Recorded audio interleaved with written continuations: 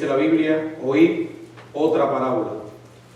Hubo un hombre, padre de familia, el cual plantó una viña, la cercó de vallado, cavó en ella un lagar, edificó una torre y la arrendó a unos labradores y se fue lejos. Y cuando se acercó el tiempo de los frutos, envió sus siervos a los labradores para que recibiesen sus frutos. Mas los labradores, tomando a los siervos, a uno golpearon, a otro mataron y a otros apedrearon. Envió de nuevo otros siervos más que los primeros, e hicieron con ellos de la misma manera. Finalmente les envió su hijo, diciendo: tendrán respeto a mi hijo. Mas los labradores, cuando vieron al hijo, dijeron entre sí: este es el heredero, venid, matémosle y apoderémonos de su heredad. Y tomándole, le echaron fuera de la viña y le mataron. Cuando venga pues el señor de la viña, ¿qué hará aquellos labradores? Le dijeron: a los malos destruirá sin misericordia y arrendará su viña a otros labradores que le paguen el fruto a su tiempo. Jesús les dijo: ¿nunca leísteis en las Escrituras? La piedra que desecharon los edificadores ha venido a ser cabeza del ángulo. El Señor ha hecho esto y es cosa maravillosa a nuestros ojos. Por tanto os digo que el reino de Dios será quitado de vosotros y será dado a gente que produzca los frutos de él. Y el que cayere sobre esta piedra será quebrantado, y sobre quien ella cayere le desmenuzará. Y oyendo sus parábolas, los principales sacerdotes y los fariseos entendieron que hablaba de ellos, pero al buscar cómo echarle mano, temían al pueblo, porque éste le tenía por profeta. Padre, gracias por tu bendita palabra. Gracias porque en ella tú nos hablas en cuanto a cómo crecer en tu camino, cómo conocer el Evangelio Salvador, cómo conocer el camino de la salvación. Ahora, Padre, te suplicamos que tú nos ilumines en este tiempo que vamos a estudiar esta porción bíblica y que nos guíes a toda verdad. En el nombre de Jesucristo. Amén. El estudio de esta noche lo hemos titulado Juicio sobre los que rechazan a Cristo. Juicio sobre los que rechazan a Cristo. En este contexto del capítulo 21, vemos a Jesús que continúa respondiendo a los hostiles contraataques que le estaban haciendo los principales sacerdotes y los ancianos hipócritas, que habían estado exigiendo que les dijera la autoridad con la que él estaba desarrollando su ministerio, específicamente con qué autoridad entró al templo y expulsó de él a los mercaderes y a los cambistas. Después que ellos se negaran a decir, recuerdan, si el ministerio de Juan el Bautista era de Dios o de los hombres, Jesús los acusa y lo hace por medio de una historia, la parábola de los dos hijos, y explica que los recaudadores de impuestos y las rameras entrarían al reino de los cielos antes que los religiosos.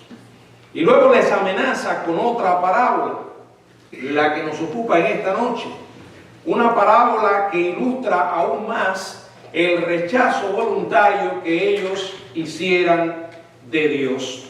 Vamos en primer lugar a ver la historia, la ilustración que Jesús cuenta. Y está en los versículos del 33 al 39. Si alguien puede leerlo alto y claro, por favor. Oíd otra parábola. Hubo un hombre, padre de familia, el cual plantó una viña, la cercó de vallado, cavó en ella un lagar, edificó una torre y la arrendó a unos labradores y se fue lejos. Cuando se acercó el tiempo de los frutos, envió sus siervos a los labradores para que recibiesen sus frutos. Mas los labradores, tomando a los siervos, a uno golpearon, a otro mataron y a otro apedrearon. Envió de nuevo otros siervos, más que los primeros, e hicieron con ellos de la misma manera. Finalmente les envió su hijo, diciendo: tendrán respeto a mi hijo. ¿Hasta ahí? 39. Ok. Mas los labradores, cuando vieron al hijo, dijeron entre sí: este es el heredero, venid, matémosle y apoderémonos de su heredad. Y tomándole, le echaron fuera de la viña y le mataron. Gracias, hermano. Bueno, como siempre, Jesús usaba las parábolas. Eran historias que él contaba con el objetivo de ilustrar verdades espirituales. Una historia sencilla que a menudo contaba o incluía un elemento impactante para explicar una verdad desconocida o mal entendida. La situación relacionada en la parábola del padre de familia, un padre de familia que dice que plantó una viña, esto era algo muy común en aquellos tiempos en la sociedad agraria, y como tal era fácil que aquellos que le escuchaban se identificaran con la historia. Eran elementos muy familiares, muy conocidos. En los tiempos del Nuevo Testamento, las colinas de Palestina estaban cubiertas con innumerables viñedos. Era un pilar esencial de la economía judía, y no era raro que un hombre pudiente, un hombre rico, comprara un terreno y desarrollara una viña. Primero la cercaría con un vallado de piedra o un cerco de zarza que evitaban que los animales salvajes la destruyeran, al igual que los ladrones. Luego confeccionaría un lagar, teniendo a veces que cavarlo en el punto más bajo. Entonces en la parte superior eran donde se exprimían las uvas, y el jugo, el zumo, bajaría por un canal hasta la parte inferior. Desde allí, ese jugo, ese zumo de uvas, se coloca en odres o vasijas de barro donde lo almacenaban. También cuando se construía una viña, generalmente se construía también una torre. ¿Cuál era la función de la torre? Bueno, era un punto de observación donde podían detectar a tiempo aquellos que andaban merodeando la zona. También podía convertirse en un refugio para los trabajadores y en un lugar de almacenaje para las semillas y las herramientas. Bueno, tales detalles resaltan el gran cuidado que tenía un padre de familia, en este caso el de la historia, para desarrollar la viña. Bueno, este hombre construye la viña, la construye con todas estas características, y después que ya estaba lista, ¿qué hace? Dice la palabra que la arrendó a unos labradores y se fue lejos. Bueno, quizás pensando que estos hombres eran personas honestas, cuidadores fieles o fiables, llega a un acuerdo con ellos, donde seguramente acordaron que les pagaría cierto porcentaje de ganancia como alquiler de la viña. El resto le pertenecía a ellos como parte de su trabajo por cultivar la viña. Y satisfecho de que su aventura empresarial, según él pensó, estaba en buenas manos, dice la palabra que se fue lejos. Se fue lejos. Algunos meses después, como dice aquí la Biblia, cuando se acercó el tiempo de los frutos, el dueño envía a los labradores, dice la Biblia que envía sus siervos. ¿Para qué? Bueno, para recaudar el porcentaje que habían acordado en el negocio, el porcentaje de sus frutos. Pero ¿qué sucede? Bueno, en lugar de pagar lo que debían, dice la Biblia que los labradores, tomando a los siervos, a uno golpearon, a otro mataron y a otro apedrearon. O sea, demostraron que no eran tan confiables como probablemente haya pensado el padre de familia. Bueno, aquí bajo inspiración del Espíritu Santo, Mateo está, digamos, condensando varios episodios y lo hace en uno solo. Marcos nos informa que Jesús dijo que los tres llegaron por separado uno tras otro. Vamos a ver el detalle en Marcos capítulo 12 del 2 al 5, si alguien por favor puede leerlo. Marcos 12 del 2 al 5. Y a su tiempo envió un siervo a los labradores para que recibiese de estos del fruto de la viña. Mas ellos, tomándole, le golpearon y le enviaron con las manos vacías. Volvió a enviarles otro siervo, pero apedreándole, le hirieron en la cabeza y también le enviaron afrentado. Sigue 5. Volvió a enviar otro, y a este mataron, y a otros muchos, golpeando a unos y matando a otros. Gracias. Bueno, todo este pasaje nos relata Jesús que los envía por separado, pero en Mateo se condensa toda esta historia y los malvados labradores golpearon o azotaron al primero, dejándolo herido y sangrando. Luego al segundo siervo lo mataron en el acto y luego apedrearon al tercero.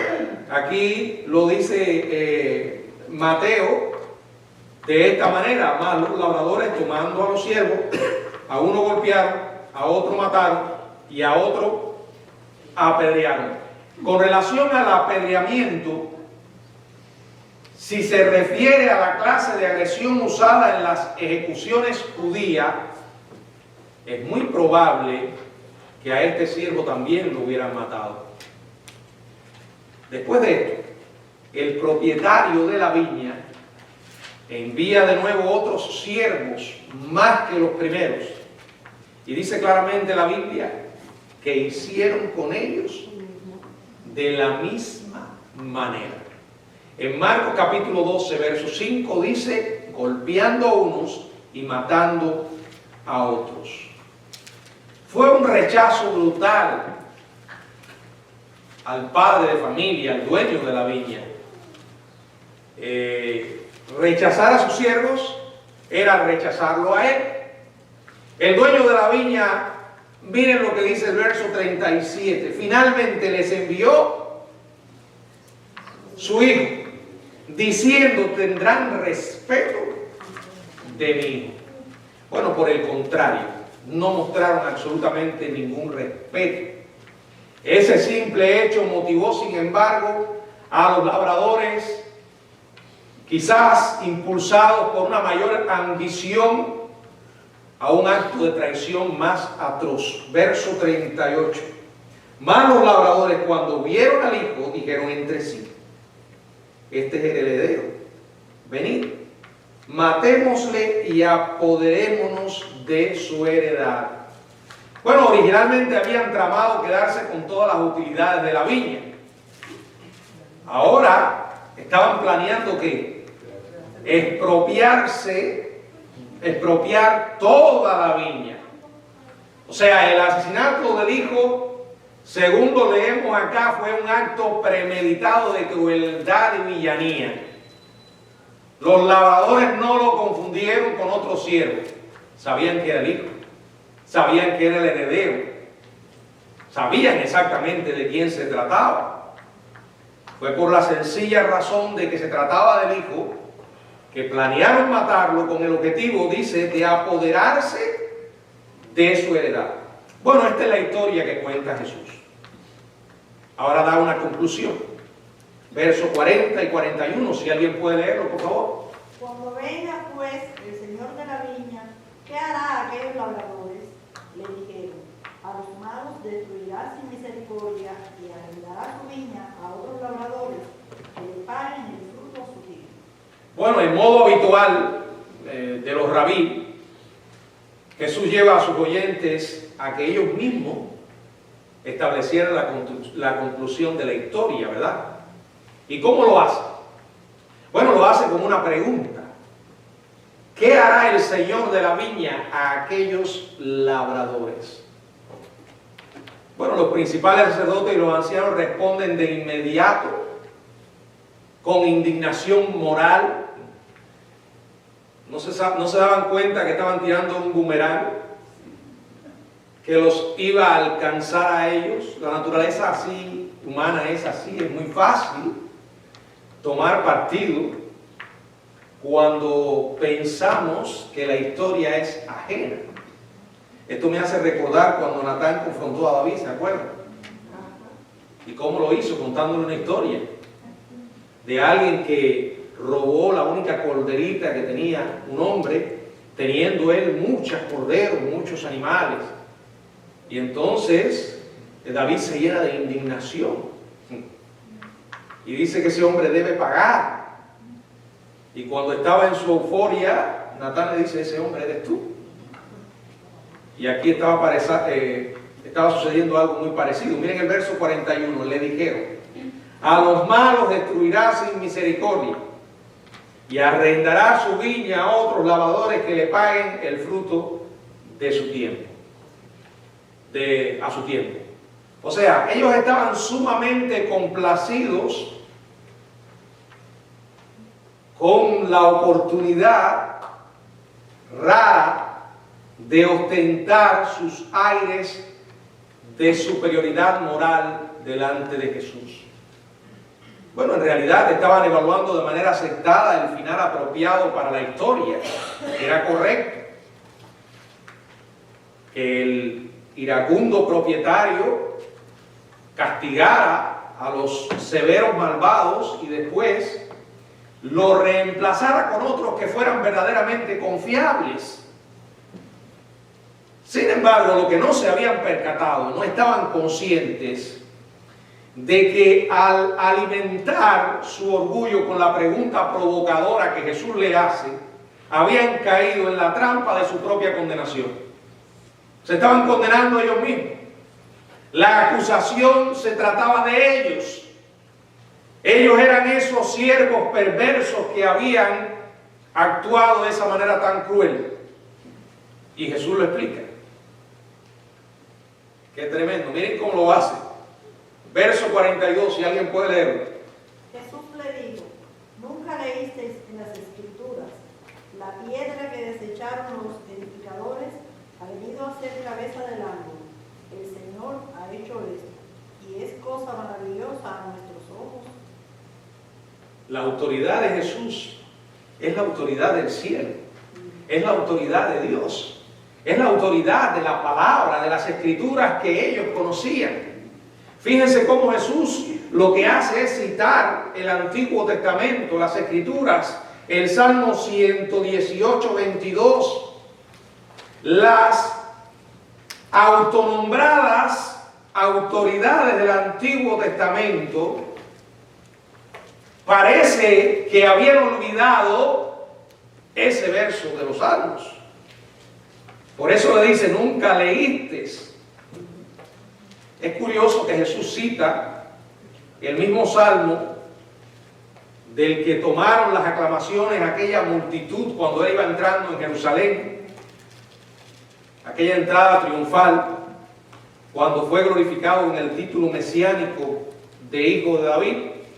Ahora, de esa misma sección del Salmo, el Señor le recuerda a estos religiosos: la piedra que desecharon los edificadores ha venido a ser cabeza del ángulo. ¡Qué tremendo! ¿Qué cosa es una cabeza de ángulo?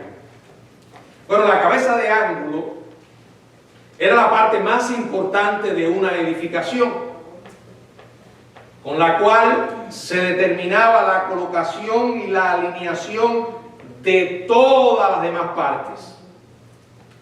Si la cabeza del ángulo se cortaba o colocaba de una manera equivocada, imperfecta, la simetría y la estabilidad de todo el edificio quedaba afectada de una manera adversa. O sea, era la parte esencial de toda la construcción. A veces los edificadores desechaban una cantidad de piedras antes de seleccionar la correcta. En este relato, una de tales piedras con el tiempo ha venido a ser cabeza del ángulo. Pedro declara en Jerusalén, delante de gobernadores religiosos, poco después del Pentecostés, las palabras que aparecen en Hechos 4, del 10 al 12. Si alguien puede leerlo, por favor. Hechos 4, del 10 al 12.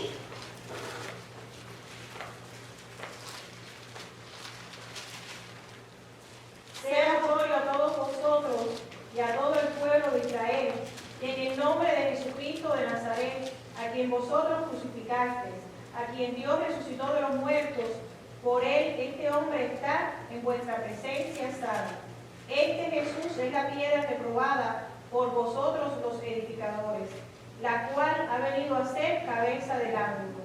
Y en ningún otro hay salvación, porque no hay otro nombre bajo el cielo dado a los hombres en que podamos ser sanos. Hermanos, la misma Biblia se interpreta así.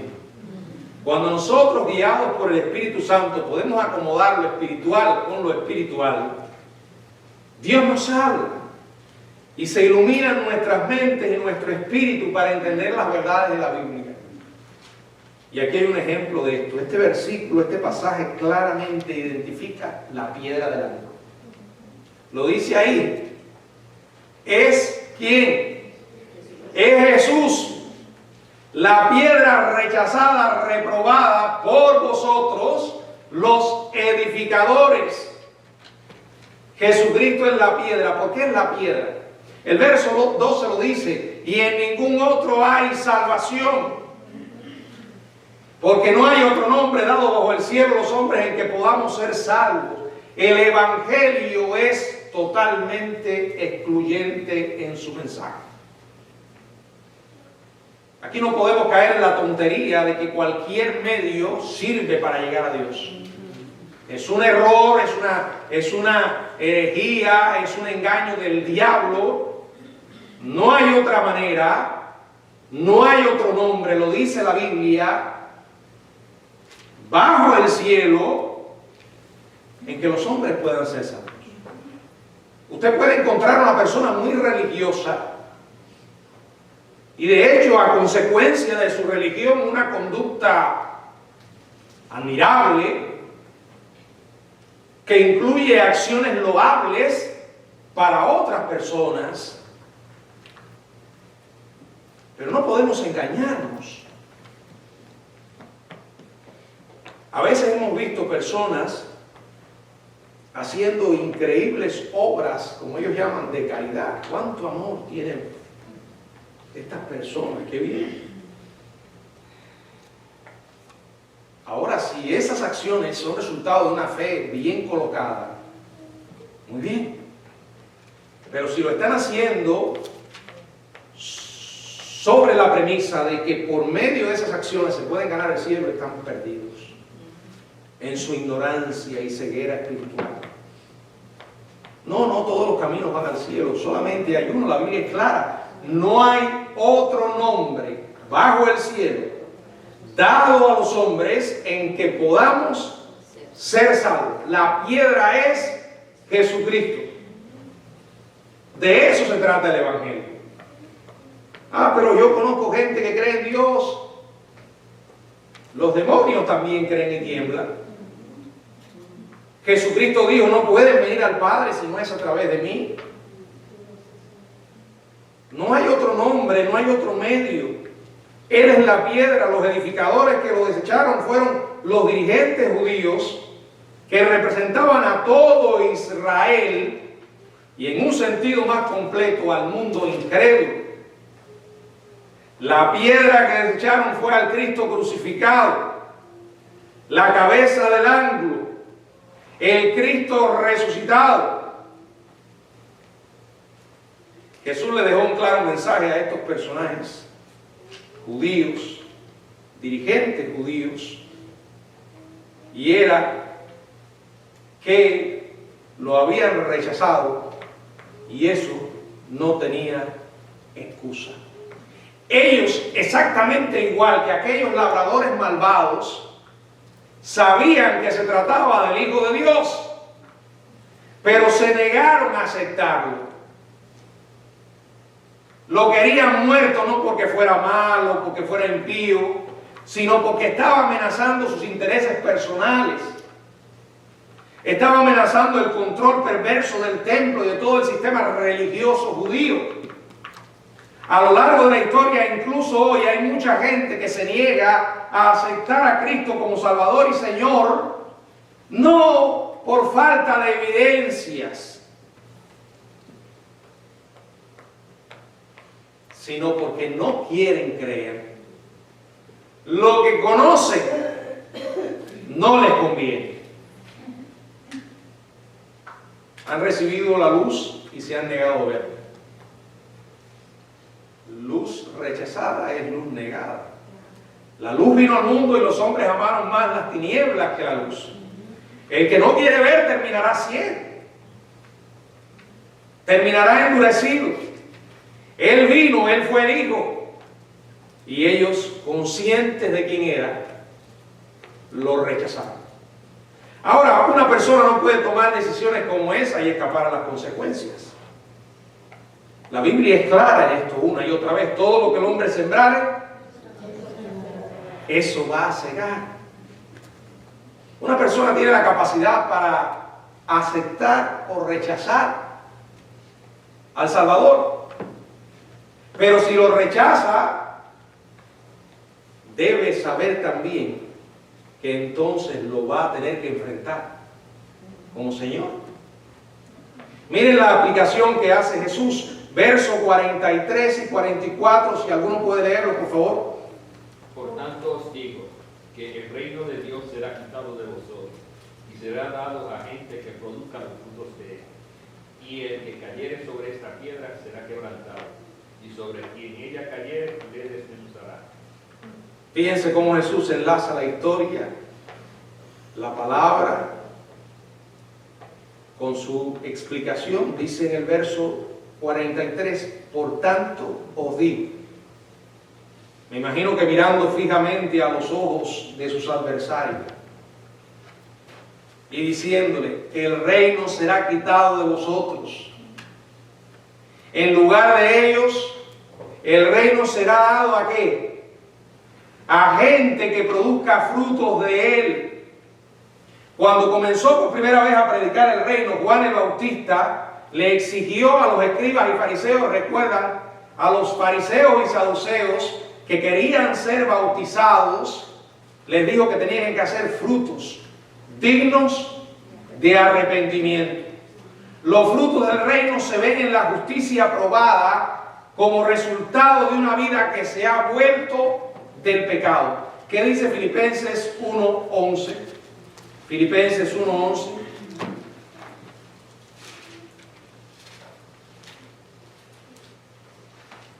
Llenos de frutos de justicia que son por medio de Jesucristo, para la gloria y alabanza de Dios. Llenos, y llegan a través de Jesucristo, y lo hacen para la gloria y la alabanza de Dios. Colosenses 1:19.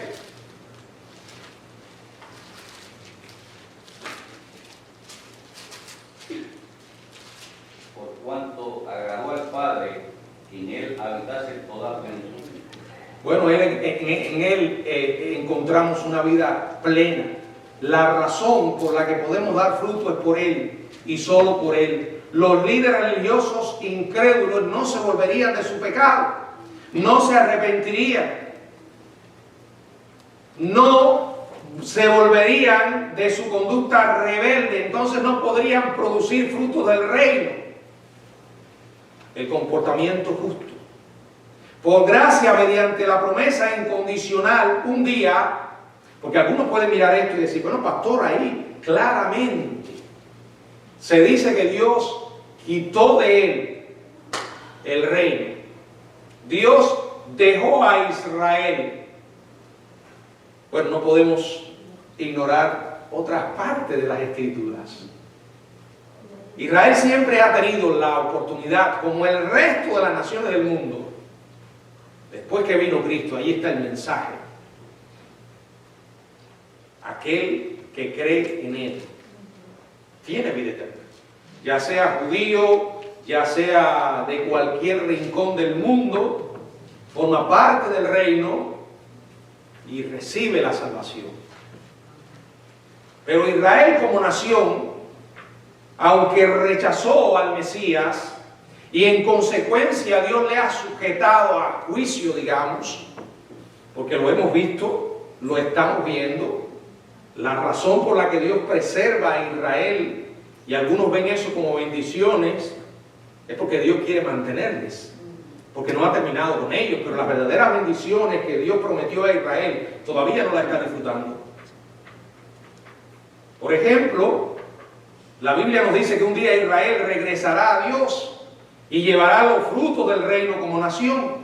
Pablo le dijo en Romanos capítulo 11, verso 2, si alguien puede leerlo. No ha desechado Dios a su pueblo, al cual desde antes conoció. ¿O no sabéis que dice Jeremías la Escritura, cómo invoca a Dios contra Israel diciendo? Ya, gracias. Bueno, en realidad, hermano, ahí dice claramente que no lo ha desechado. No lo ha desechado a su pueblo que antes conoció. O sea, Dios no ha terminado con ellos. Versos 25 y 26 de Romanos 11. Porque no quiero, hermanos, que ignoréis este misterio, para que no seáis arrogantes en cuanto a vosotros mismos, que ha acontecido a Israel endurecimiento en parte, hasta que haya entrado la plenitud de los gentiles. Y luego todo Israel será salvo, como está escrito. Vendrá de Sión el libertador, que apartará de Jacob la iniquidad. ¿Cuál es el misterio? Bueno, el misterio es que Israel está endurecido.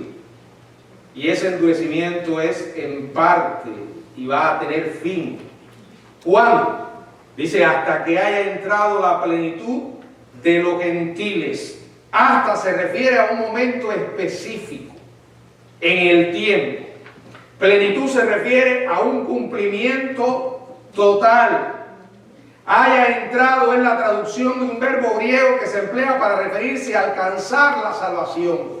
O sea, el endurecimiento espiritual de Israel que comenzó con el rechazo de Jesús como Mesías, durará hasta que se hayan salvado todos los gentiles que formarán parte de su iglesia. Hoy, los judíos o un judío de manera individual puede ser salvo. Pero esta profecía se refiere a Israel como nación cuando se volverá a Dios. Hoy el Señor está completando su iglesia. Todos aquellos que hoy escuchamos el Evangelio y somos parte de su cuerpo. ¿Cuándo se va a concluir? Bueno, cuando Dios lo determine, Él va a llevarse la iglesia. Se completará su iglesia. Y ahí está la palabra. Pero mientras tanto, Dios ha escogido otro pueblo para que sea su testigo. La iglesia. La nación o gente que produce frutos del reino es la iglesia. A lo que se refería el Señor cuando dice, será quitado de vosotros y será dado a gente que produzca fruto. Acuérdense cómo dice 1 de Pedro 2:9, hablando de nosotros, que somos ¿qué? Linaje escogido, real sacerdocio, nación santa, pueblo adquirido por Dios. Pero mucho cuidado, eso no significa que Dios ha desechado a Israel, y ahí es donde está el problema de los que creen en la teología del reemplazo, que ya Dios terminó con Israel y que ahora la iglesia es el Israel de Dios. En cierta manera hay parte de verdad, pero no es toda la verdad. Dios está tratando con nosotros, pero no significa que Dios ha terminado con Israel, porque no podemos obviar estas verdades de la Biblia. Miren, hermano, ese versículo de Romanos 11, 25 y 26 dice lo que dice. Y créanme, no hace falta mucha teología para entender lo que dice con una simple lectura. Verso 26, y luego ¿de qué?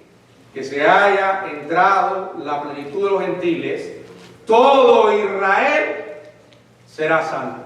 Como está escrito, vendrá de Sión el libertador que apartará de Jacob la impiedad.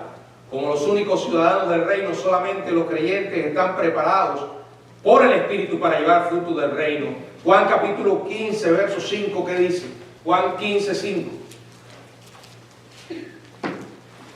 Yo soy la vid, vosotros los pámpanos.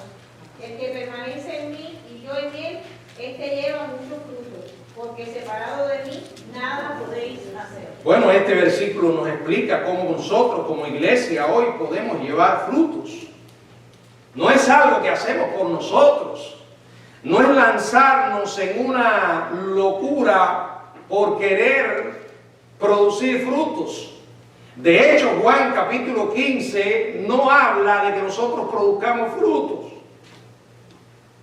El énfasis de todo Juan capítulo 15, en esta parte, es la permanencia. El verso 4 dice, permaneced en mí y yo en vosotros. Como el pámpano no puede llevar fruto por sí mismo si no permanece nuevamente en la vid, así tampoco vosotros si no permanecéis en mí. Yo soy la vid, ustedes los pámpanos. El que permanece en mí y yo en él, este lleva mucho fruto, porque separados de mí nada podéis hacer. Es un error ir por los frutos y obviar la permanencia. La Biblia nos llama a permanecer. Y si permanecemos, vamos a llevar frutos. Pastor, ¿qué es permanecer? Es cultivar tu relación con Dios. Que tu preocupación y tu énfasis sea cultivar esa relación con Dios. Cuando tú la cultivas, los frutos vendrán. Porque cuando vas detrás de los frutos, puedes estar tan ocupado en la obra de Dios que te olvides del Señor de la obra. Que te olvides de tu relación con Dios.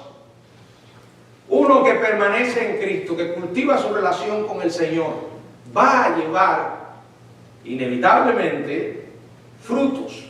Ahora, regresando a las consecuencias de rechazar la piedra, dice allí, y el que cayere sobre esta piedra será quebrantado. Los dirigentes judíos, por así decirlo, al caer sobre Jesús y darle muerte, serían quebrantados ellos mismos. Y sobre quien ella cayere, o sea, la piedra que es Jesús, cayere, lo desmenuzará. ¿Qué quiere decir esto? La Biblia dice claramente que todo juicio fue dado al Hijo. Juan 5, 22. Primera a los Corintios 16, 22 dice Pablo, el que no amare al Señor Jesucristo, sea anatema. En otras palabras, los enemigos de Cristo están destinados a ser pulverizados. La piedra va a caer sobre ellos. El juicio los va a alcanzar.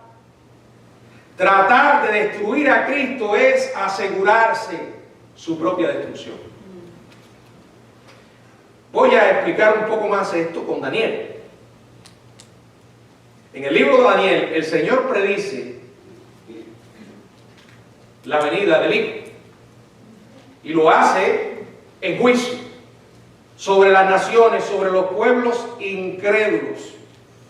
Ustedes recuerdan la imagen de aquella estatua de oro, aquella magnífica y al parecer invulnerable estatua de oro, que impresionaba a todo el mundo como los reinos humanos, de los que a veces nos extasiamos mirando el poder y la capacidad de los reinos de este mundo, que por muy grandes que hayan sido, no van a ser comparables con el último imperio en poder y crueldad, que es el imperio del anticristo.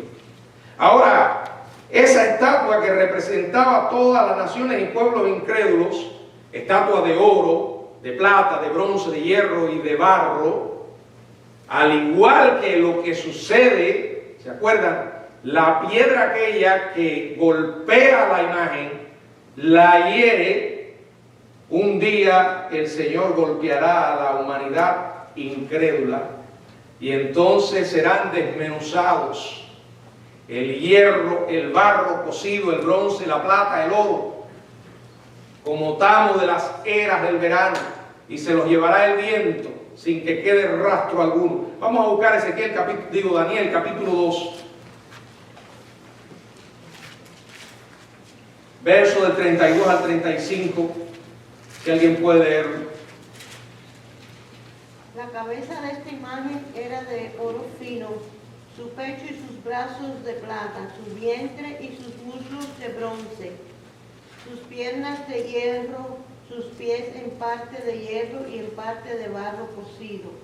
Estaba mirando hasta que una piedra fue cortada, no con mano, e hirió a la imagen en sus pies de hierro y de barro cocido y los desmenuzó. Hermanos, esta es la historia de la humanidad y de su culminación. Allí se explica la estatua, una representación de los reinos de este mundo. Pero un día va a venir una piedra que dice claramente que no es cortada con mano. O sea, no es de este mundo. Es la piedra de ángulo, desechada por los edificadores. En otras palabras, ¿de quién está hablando? Del Señor Jesucristo. Y va a herir a la imagen en sus pies. ¿Cuántos dedos hay en los dos pies? 10, bueno, a no ser algunas raras excepciones, pero de manera general son 10, las 10 naciones, los 10 reinos del fin de la tribulación, que van a representar al nuevo imperio romano reavivado o revivido, una coalición de naciones mundiales que va a estar liderada por el cuerno pequeño, el último dictador mundial que la Biblia llama el anticristo. Y como dice aquí, la piedra va a golpear a los pies. Una mezcla de hierro y barro cocido. O sea, esos pies son frágiles. ¿Por qué? Porque no va a haber en realidad una solidez, por cuanto ningún imperio mundial se puede sostener a través de la democracia. Y todos los trasfondos de las naciones que se van a unir van a influir de una manera u otra. Pero allí estarán y al final serán, dice la palabra, desmenuzados, destruidos. Fueron desmenuzados. También el hierro, el barro cocido, el bronce, la plata y el oro. Y serán, no lo dice el serán, pero se refiere a ellos como tamo, verso 35, como tamo de las eras del verano. Y se los llevará, aunque aquí dice los llevó, los llevará el viento sin que de ellos quede rastro alguno. Este es el fin. Al final la piedra hará juicio. ¿Qué ocurrió cuando Jesús claramente les dice lo que va a pasar? Se arrepintieron, tuvieron una actitud humilde, depusieron su arrogancia y su soberbia, decidieron reconocer sus errores. El orgullo del infierno les impidió la salvación. ¿Por qué? Porque bienaventurados los pobres en espíritu. Ellos no eran esos pobres porque no estaban dispuestos a doblegarse y reconocer su maldad y su pecado. Fíjense, los principales sacerdotes y los fariseos, que eran los que Jesús denunciaba, entendieron más allá de toda duda que Él hablaba de ellos. Sabían que Él era el Hijo que falsamente O sea, aquellos representaban al hijo que falsamente dijo a su padre que trabajaría en el campo, ¿se acuerdan la historia? Pero no lo hizo. Sabían además que ellos representaban a estos labradores perversos que se describen en la historia de Jesús, que golpearon, mataron los siervos y finalmente asesinaron al hijo. Sabían además que ellos eran los edificadores que habían rechazado la piedra que era cabeza del ángulo, y que debido a ese mismo rechazo ellos serían rechazados por Dios y se les negaría la entrada al reino. Pero como siempre, a pesar de que lo entendieron, no tomaron en serio lo que Jesús dijo. Los únicos pensamientos que tenían era la autojustificación y la venganza. Y dice que la reacción que tuvieron era buscar ¿qué? Cómo echarle mano y darle muerte. Cuando el mensaje molesta, tratan de silenciar al mensajero. Esto le pasó a Jesús. Y escuche bien, nos va a pasar a nosotros. Si usted proclama el mensaje de Dios fielmente, espere que va a ser rechazado, que va a enfrentar persecución. Es inevitable, el Señor lo dijo. Porque la luz no tiene comunión con las tinieblas. La luz, cuando aparece, expone la maldad, la verdadera condición del hombre. Ahora, si usted no es una luz y es cualquier otra cosa, entonces su mensaje le va a caer bien a la gente.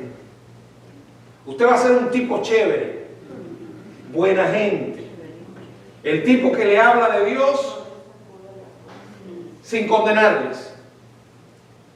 Pero no es que tú le condenes o yo le condeno. Es el mensaje el que condena. Es Dios el que condena. Y si tú lo haces con fidelidad, espera, va a venir rechazo. Habrá gente que va a quererte echar mano, como le hicieron a Jesús, porque les molesta el mensaje. Y cuando el mensaje molesta, entonces molesta el mensajero. Y hay que destruir al mensajero. Por eso hoy en día hay mucha gente que está en alianza con el mundo y que queda bien en el mundo porque ha formado un híbrido entre algo que dice creer y lo que el mundo cree. No hay tal comunión. Es imposible. Aunque Jesús fue a todos y les habló a todos, el mensaje no fue recibido por todos. Y los peores eran aquellos que conocían. Los líderes temían al pueblo porque éste tenía a Jesús por profeta. Despreciaban a Dios, pero no le temían. Despreciaban al pueblo, pero sí le temían. No querían agradar a Dios sino a los hombres. Y entonces le rechazaron y estaban preparando su arresto. Fíjense hasta dónde llega la oscuridad, hasta dónde llega la maldad. Por eso es que vemos tantos hermanos nuestros que están sufriendo en muchos lugares del mundo. Y lo están haciendo simplemente por la causa del Evangelio, por ser fieles en entregar el mensaje. Si usted es un discípulo silencioso, que como Pedro se siente cómodo en un momento de su vida calentándose con el fuego enemigo, entonces no vas a tener problemas. Los problemas van a comenzar cuando tú decidas predicar la palabra tal como ha sido entregado. El pastor John MacArthur contaba la historia de un joven que ingresó en la universidad que atiende la iglesia, y ese joven desde que comenzó allí tenía un celo tremendo por predicar de Cristo, y salía y le hablaba a las personas. Un día lo tomaron y lo golpearon y lo pusieron en un estado bastante delicado. El muchacho fue al hospital, se recuperó, y cuando estaba bien volvió otra vez a salir a predicar el Evangelio. Lo volvieron a golpear, le partieron el cráneo por cuatro lugares. Le perforaron los médicos el cráneo para evitar la inflamación o para controlar la inflamación, y después el muchacho murió. Eso es un claro ejemplo de lo que el mundo hace con el mensajero. Mire, si usted cree otra cosa es porque no ha leído la Biblia. veo aquí a ningún proclamador de la palabra que haya sido tratado de una manera afectiva y agradable por aquellos que escuchan, por los enemigos de Dios. No eres de este mundo.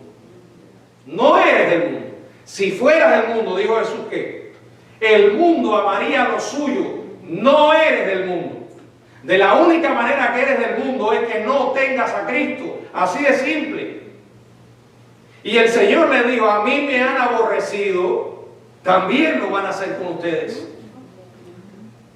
Ahora, repito, si eres un discípulo secreto, silencioso, pero en el momento en que decidas hablar, y fíjate, aquí no se trata de otra cosa que simplemente entregar el mensaje. Basta que usted decida hablar de Jesucristo en cualquier lugar y verá cómo se despierta la hostilidad. A lo mejor hay otro que está hablando otros disparates, diciendo otras barbaridades, y no hay ningún problema, pero cuando tú decides hablar, universidades en este país, centros de estudio, donde se enseñan 1000 basuras, dentro de ellas ideas comunistas, ateas, liberales, y no pasa nada. Ahora que se te ocurra decidir hablar de Jesucristo, y vas a ver. Pero miren, hay algo que no podemos olvidar, y es que hay una guerra espiritual, y el que está detrás de eso es el mismo, el diablo. Por eso, el diablo no tiene ningún interés en combatir la mentira. Pero cuando aparece la verdad, cuando la luz ilumina, se siente incómodo ante la luz. Y va a enviar a sus emisarios para hacer lo que tenga que hacer. Lo pasó con Jesús y va a pasar con nosotros. Ahora tu responsabilidad y la mía es obedecer. Él obedeció, tenemos que obedecer. Y como he dicho tantas veces, dejemos las consecuencias en sus manos. Y algo que claramente aquí se enseña es: Dios ha hecho la máxima provisión para los hombres.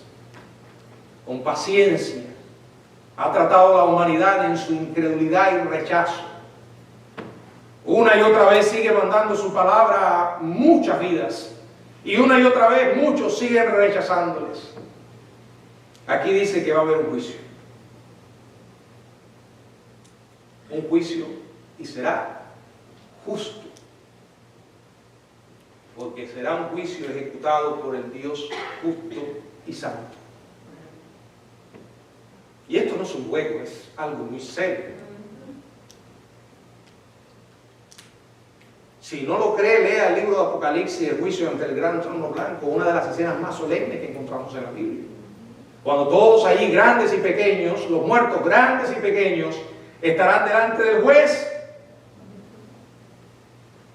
Un día todo incrédulo va a comparecer delante de Dios y lo hará sin oportunidad de arrepentimiento, porque la época de la gracia, la oportunidad de la gracia se acabó. Ahora viene el juicio, que es tremendo. Este es el momento para arreglar tus cuentas con Dios. Ahora, reconociendo al heredero, al hijo del dueño de la viña, y arrepintiéndote y aceptándole. No cometas el mismo error que cometieron aquellos labradores perversos que rechazaron los siervos y mataron al hijo. Porque aunque tú no estés viviendo en esos tiempos, cuando rechazas a Jesucristo es algo similar. ¿Cuánto mayor castigo pensáis que merecerá el que pisoteare y tuviere por inmunda la sangre del Hijo derramada en la cruz? Ya no queda oportunidad. Si rechazas a Cristo, ¿de qué otra manera vas a entrar al cielo? No, hay un infierno garantizado porque tú lo has decidido. Que el Señor nos ayude, hermanos, a prepararnos para ser fieles proclamadores de la piedra desechada por los edificadores, porque en ningún otro hay salvación. Una de las cosas que va a pasar es que te vas a encontrar gente que te va a decir que sí. ¡No! Ah, pero se van a ofender. ¡Que se ofendan! Hazlo con respeto, como una persona educada, pero hazlo. No puedes puedes convivir ni ignorar la mentira. Si alguien delante de ti te está diciendo, pero al final todos vamos a ir al cielo, al final Dios va a entender. No va a entender, ni vas a ir al cielo. El único medio es Cristo Jesús. Eso, créanme, va a molestar, va a ofender, pero no hay otra opción. Que el Señor nos bendiga.